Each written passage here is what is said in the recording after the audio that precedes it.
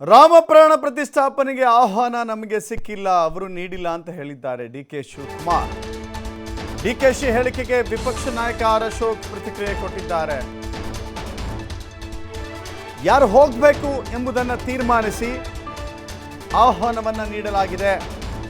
ಉತ್ತರ ಪ್ರದೇಶದ ಸಿಎಂ, ರಾಜ್ಯಪಾಲರು ಅವರಿಗೆ ಸಂಬಂಧಪಟ್ಟಿದ್ದು, ಅವರು ಸಂಬಂಧಪಟ್ಟವರಿಗೆ ಆಹ್ವಾನ ಕೊಟ್ಟಿದ್ದಾರೆ. ಬೇರೆ ಬೇರೆ ರಾಜ್ಯದ ಮುಖ್ಯಮಂತ್ರಿಗಳಿಗೆ ಆಹ್ವಾನ ಕೊಟ್ಟಿಲ್ಲ.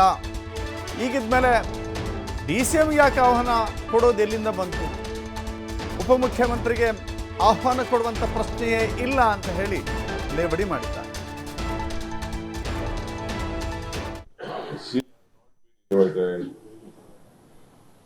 Either my chief minister has not been invited.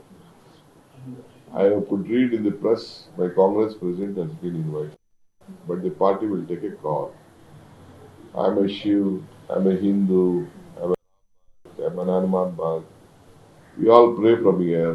See, we have kept all Shiva, Hanuman, and here all mandirs we have in ourselves, within our heart.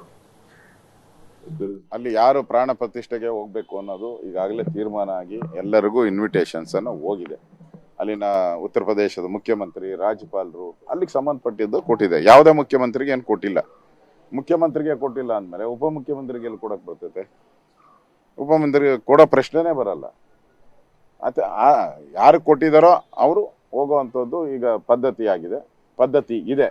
ಅದನ್ನ ರಾಮ ಸೇವಾ ಸಮಿತಿ ಏನಿದೆ ಅಲ್ಲಿ ಸ್ಥಾಪನೆ ಅದು ಅವ್ರು ತೀರ್ಮಾನ ಮಾಡ್ತಾರೆ ಯಾರಿಗೂ ಹೋಗ್ಬೇಕಂತ. ಈಗ ಬಹಳಷ್ಟು ಜನ ಕರೆದಿದ್ದಾರಲ್ಲ, ಕಾಂಗ್ರೆಸ್ ಅವ್ರನ್ನು ಕರೆದಿದ್ದಾರೆ, ಸೋನಿಯಾ ಗಾಂಧಿ ಅವ್ರನ್ನ ಕರೆದಿದ್ದಾರೆ, ಖರ್ಗೆ ಅವ್ರನ್ನ ಕರೆದಿದ್ದಾರೆ.